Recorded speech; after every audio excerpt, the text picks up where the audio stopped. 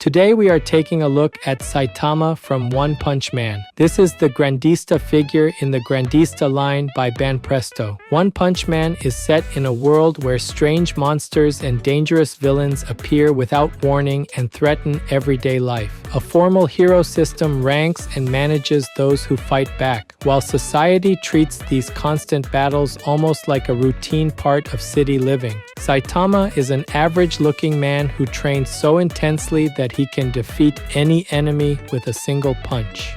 He calls himself a hero for fun, but his overwhelming power leaves him bored and always hoping to find an opponent who can finally push him.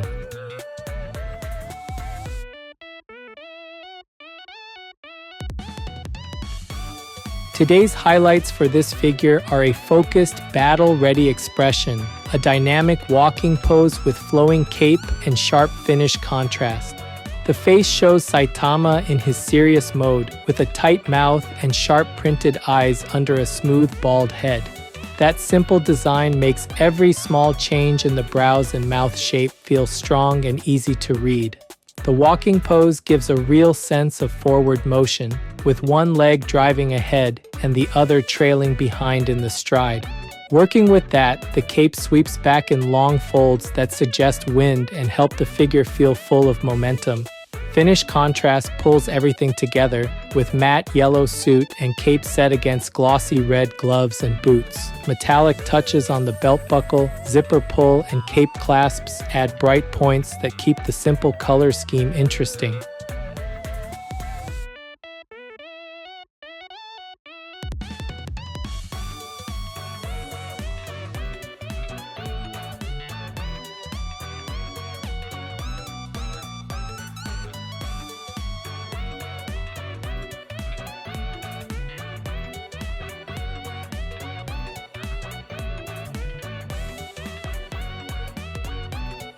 This channel brings you figure reviews and anime merchandise updates straight from Japan. If you enjoyed this kind of content, don't forget to subscribe.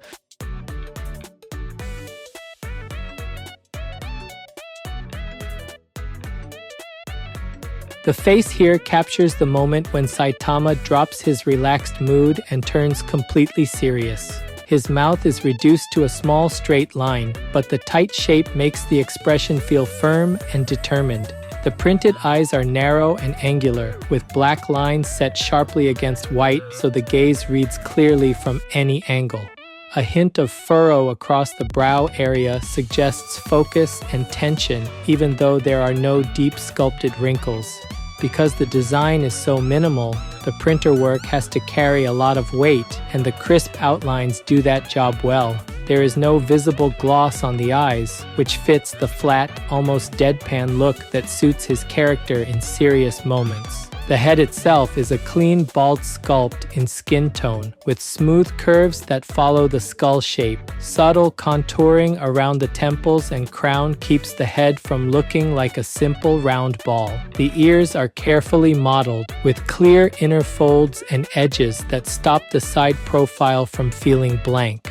From a three-quarter view, the combination of narrow eyes and the plain head creates a strong silhouette that still feels recognizable as Saitama. The neck is slightly thick and flows naturally into the collar of the suit, supporting the idea of a trained body under the costume.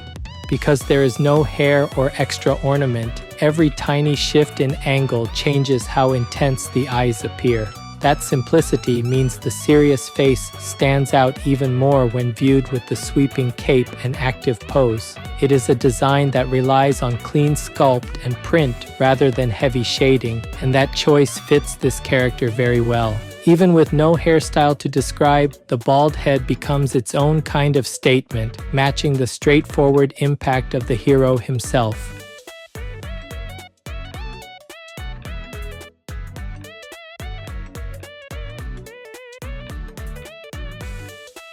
The upper body is built around Saitama's trademark yellow jumpsuit, and the sculpt makes that simple design feel alive. Across the chest, the suit sits close to the body, with shallow muscle forms suggesting a strong torso under thin material. There are gentle folds and tension lines that run from the collar down toward the waist, breaking up the broad yellow surface. Around the shoulders, the suit bunches and stretches as the arms move forward and back, giving a sense of motion in the fabric. The collar area adds a clear visual break with a white quarter zip track set into the opening at the neck.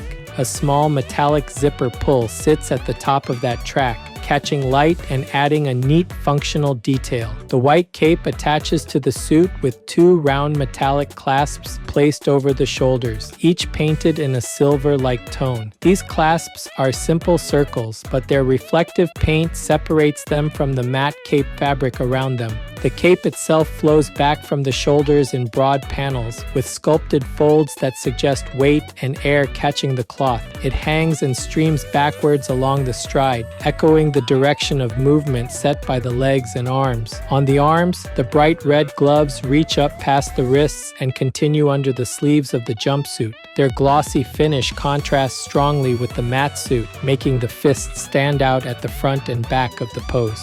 The gloves have gentle curves around the knuckles and fingers, so the fists feel solid instead of blocky. Both hands are clenched tight, matching the serious face and reinforcing the sense that he is ready to launch into battle. Around the waist, the black belt wraps the figure and anchors the transition between upper body and legs. The large round gold buckle sits at the center and draws the eye with metallic paint and a clean circular shape. Altogether, the upper body combines a restrained design with a few strategic metallic and glossy points that keep the silhouette and color layout interesting.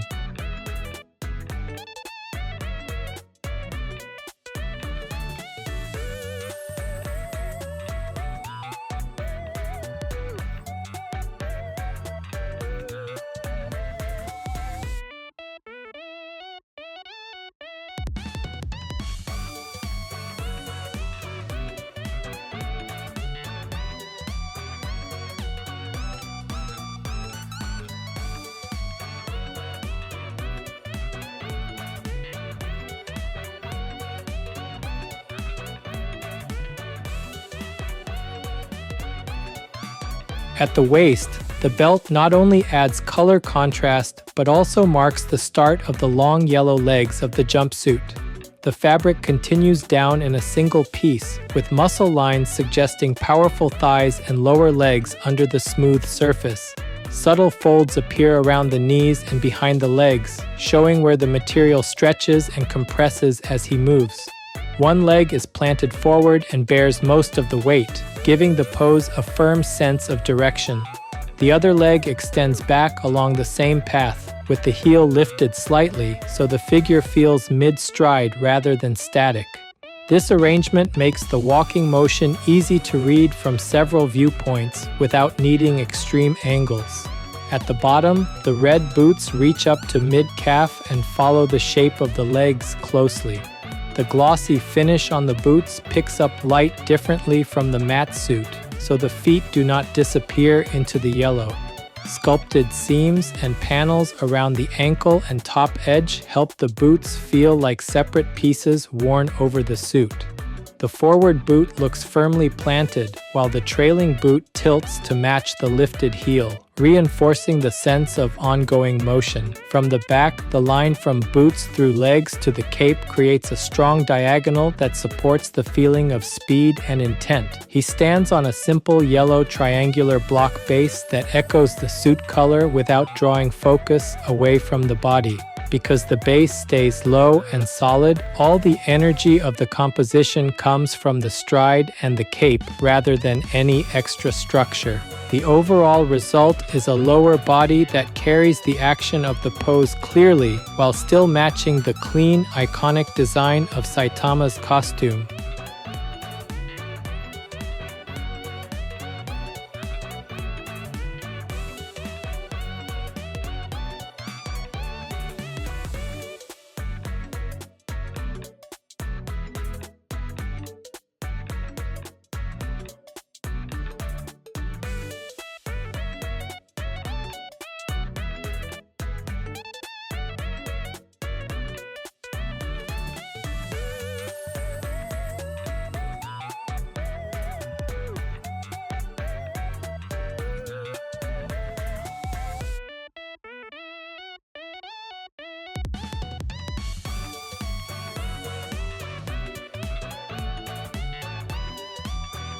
This figure is approximately 27 centimeters tall. That's about 10.5 inches. For size comparison, here's a 350 milliliter can. That's about 12 ounces in the US.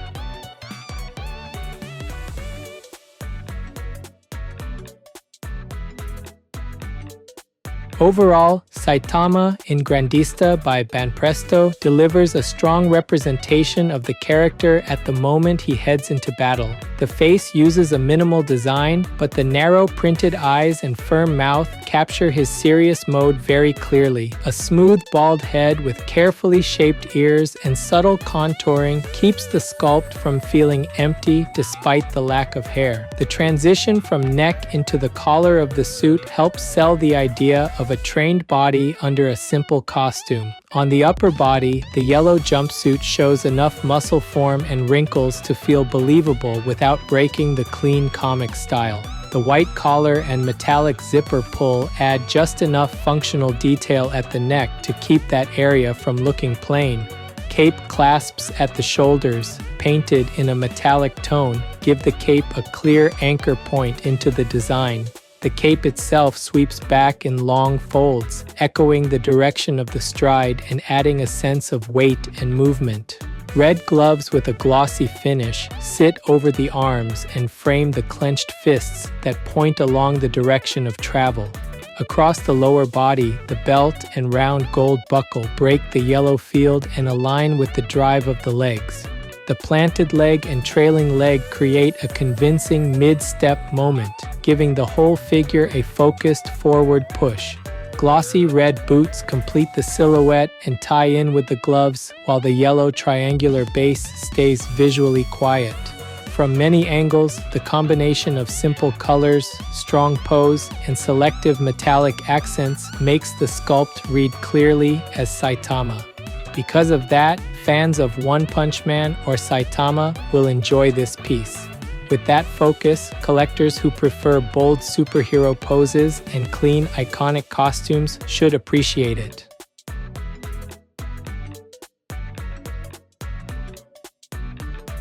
That's it for this video. If there's any part of the figure you liked, feel free to leave a comment and share your thoughts. Thanks for watching, and I'll see you in the next video.